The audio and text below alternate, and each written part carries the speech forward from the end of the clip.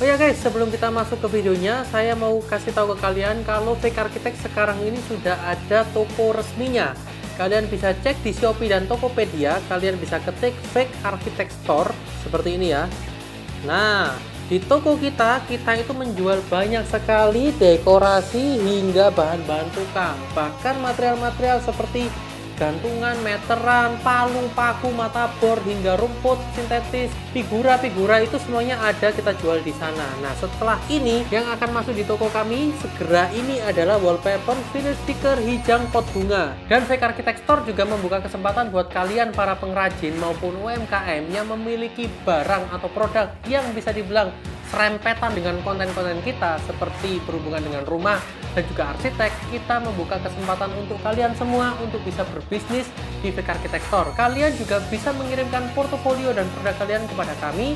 Kalian bisa hubungin kami semua di official Instagram kami fake.architect. Kalian bisa pencet link di deskripsi. Oke, saya tunggu kalian.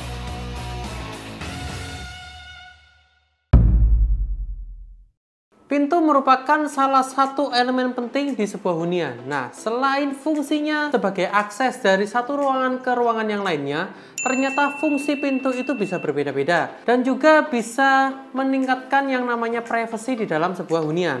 Nah, itu mengapa fungsi pintu itu sangat penting. Dan gak hanya itu, pintu itu juga memiliki material yang berbeda-beda karena memang memiliki fungsi yang berbeda pula. Nah, kali ini saya akan membahas tentang jenis-jenis pintu serta cara pemasangan atau macam-macam pemasangan pintu yang paling banyak digunakan di Indonesia.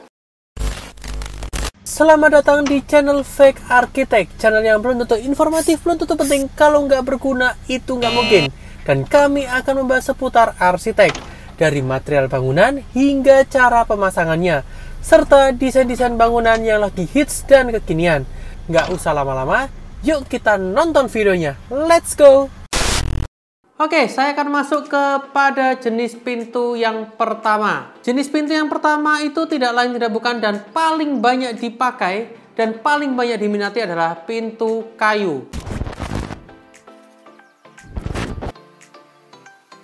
Nah, pintu kayu sendiri itu dibagi menjadi 3. Yang pertama adalah pintu kayu solid. Nah, pintu kayu solid ini yang terbuat dari pohon asli atau kayu asli. Nah, itu seperti merbau, jati, pinus, mahoni, bambu. Itu biasanya digunakan sebagai pintu kayu solid. Nah, kelebihannya dari pintu kayu solid ini, dia memiliki beban yang berat sehingga bisa meredam suara. Untuk ukiran juga bisa bermacam-macam. Nah, karena pintu solid ini memiliki beban yang berat, itu kenapa kusennya juga harus kuat.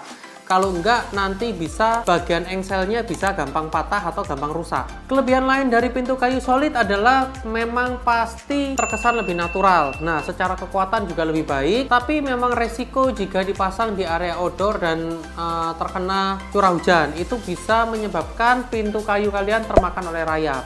Nah, caranya agar pintu kayu solid kalian tidak termakan rayap, nah antisipasinya adalah, jadi kalian bisa berbicara dengan dikasih garasi, dikasih jeda lah, agar ketika hujan angin, air itu tidak terkena langsung ke material pintu kayu solid kalian, begitu. Nah, lalu yang berikutnya, kalian bisa menggunakan finishing cat minyak untuk kayu, agar pintu kayu solid kalian tidak gampang termakan rayap.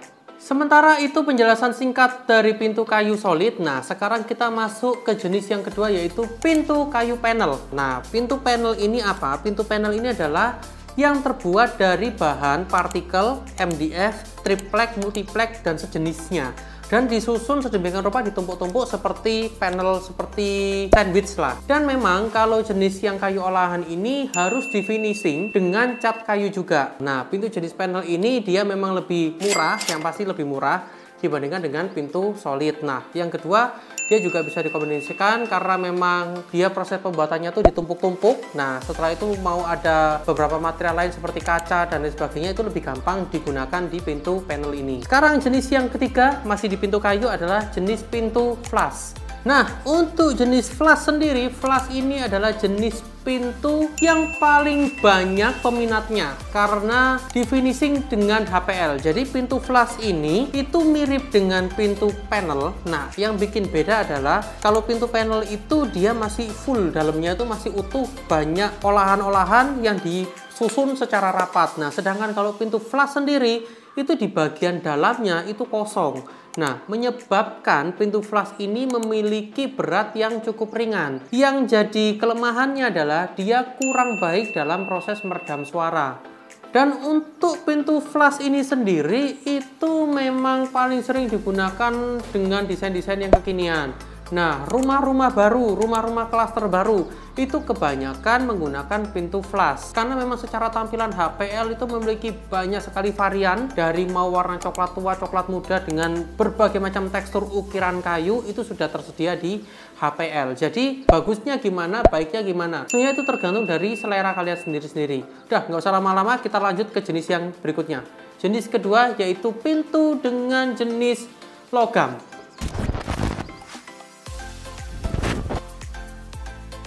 Nah, pada jenis logam ini itu terbagi menjadi dua. Yang pertama adalah jenis baja, yang berikutnya adalah jenis besi. Nah, sekarang saya akan bahas dulu yang jenis baja.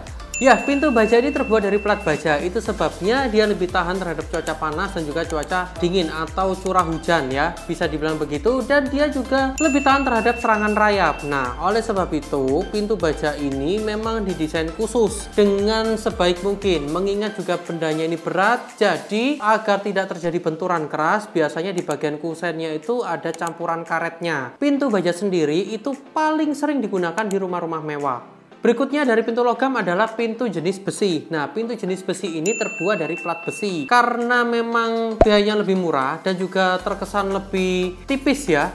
Nah, itu sebabnya pintu besi ini paling banyak digunakan di area taman. Tapi orang-orang itu pada umumnya lebih suka menggunakan pintu baja. Nah, kenapa? Karena pintu besi ini bisa berkarat, propos, apalagi yang besinya ini tipis. Oke, sekarang kita masuk ke jenis pintu yang ketiga, yaitu pintu jenis plastik.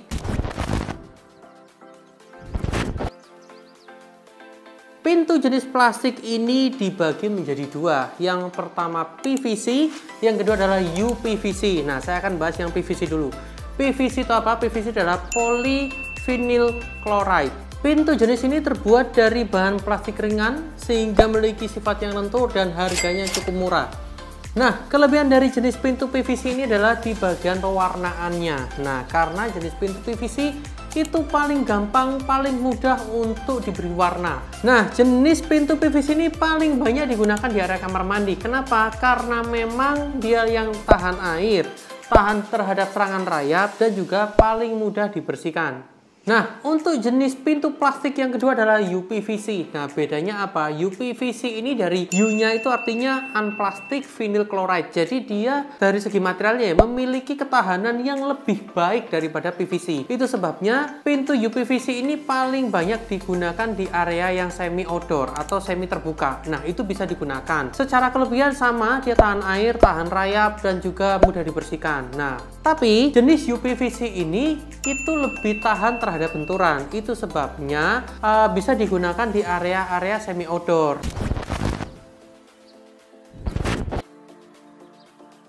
Nah, sekarang kita lanjut ke jenis yang keempat. Jenis keempat ini adalah pintu dengan material aluminium. Nah, pintu aluminium ini sebenarnya itu tidak bisa dipasang di area yang semi terbuka gitu loh, semi outdoor. Karena apa? Secara umur juga tidak bisa terlalu lama. Materialnya juga terlalu tipis dan juga bisa menimbulkan kropos atau karat yang membuat aluminium ini mudah penyok dan tidak tahan benturan dan mudah pecah lah, intinya begitu. Untuk kelebihan pintu aluminium ini tidak lain tidak bukan harganya murah. Jadi memang ya pintu jenis ini memang murah lah, paling murah, dan bisa proses pemasangannya juga gampang, proses pembuatannya juga gampang. Banyak dijual di beberapa toko-toko aluminium, itu kebanyakan juga mereka yang bikin rak piring itu bisa membuat pintu aluminium ini. Nah, jenis yang terakhir dari pintu tidak lain tidak bukan adalah pintu kaca. Pintu kaca ini juga biasanya dikombinasikan dengan pintu aluminium sebenarnya. Nah, tapi kebanyakan tuh aluminiumnya tuh digunakan sebagai rangkanya aja, tapi di bagian tengahnya itu full kaca. Nah, yang jelas pintu kaca ini paling cocok digunakan jika kalian menginginkan hasil atau menginginkan ruangan satu ke ruangan yang lain yang terekspos dengan baik. Jadi terkesan lebih luas, terkesan lebih mewah, cahaya dari luar bisa masuk ke dalam, mengurangi penggunaan listrik, dan juga beberapa kelebihan-kelebihan lain dari pintu kaca yang lainnya ya. Nah, pintu kaca ini selain digunakan di rumah yang ingin kalian expose ruangan luarnya dan bisa kalian menikmati dari dalam, biasanya itu dikonektingkan dengan garden, taman. Paling banyak digunakan di area perkantoran. Kalau kalian tuh takut panas, takut kurang bisa mendapat privacy, kalian bisa menggunakan kaca buram atau istilahnya tuh sunblast. Kelemahan pintu kaca, ya nggak lain nggak bukan karena memang pintu kaca ini resikonya adalah pecah retak. Ya udah, memang itu resikonya. Jadi jika terjadi pemotongan pintu karena akibat kalian menambahkan leveling lantai, ya akan sangat sulit. Kalian harus potong di yang memang ahlinya, pemotongannya pun juga nggak bisa salah-salahan. Yang jelas, pintu kaca menghadirkan nuansa modern dan juga elegan. Jadi pilihan kalian sendiri. Ya, itu tadi penjelasan singkat tentang jenis material pintu. Ya, dari pintu kayu hingga ke pintu kaca yang paling terakhir. Nah, sekarang saya akan menjelaskan secara singkat juga tentang desain-desain pintu yang paling banyak dipasang di rumah-rumah di Indonesia. Nah, jenis yang pertama atau desain yang pertama adalah pintu dengan jenis double swing.